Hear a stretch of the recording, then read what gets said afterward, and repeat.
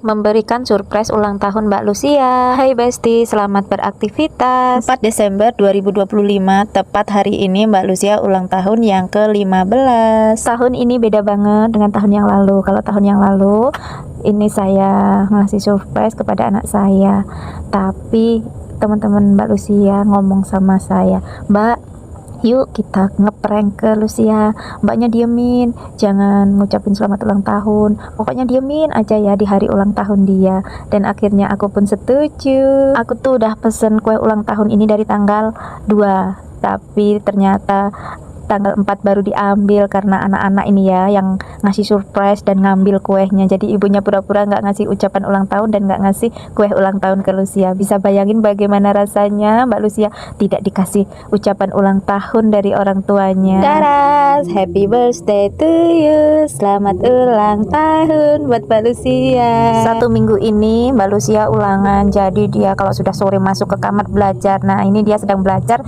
dan dikasih surprise sama teman-temannya. Dia pasti nggak kebayang nih bahagianya, dan aku pun juga memeluk dia dan ngucapin selamat ulang tahun Mbak Lucia, aku sayang. Dia nangis tahu. Semoga Mbak Lucia sehat selalu, sekolahnya sesuai yang diharapkan, jadi anak pinter, berguna bagi nusa dan bangsa, jadi kebanggaan orang tua, amin. Dari tahun kemarin dan tahun ini Mbak Lucia kalau ulang tahun selalu merayakan dengan sahabat perempuannya di rumah ini. Kalau tahun kemarinnya itu Mbak Lucia sudah saya kasih kue ulang tahun, jadi dia sudah berencana, "Mak, nanti kalau aku ulang tahun temen-temenku aku ajak ke rumah ya, terus merayakan ulang tahun, terus makan bersama ya Mak." Iya. Tapi ulang tahun kali ini dia sama sekali nggak ngomong sepatah kata pun sama mamanya, karena mamanya juga ngediemin dia. Dia mau ngomong, "Mak, temenku mau kesini, aku mau makan bersama." Dia nggak berani ngomong, dan akhirnya kita pun berhasil, besti-bestiku.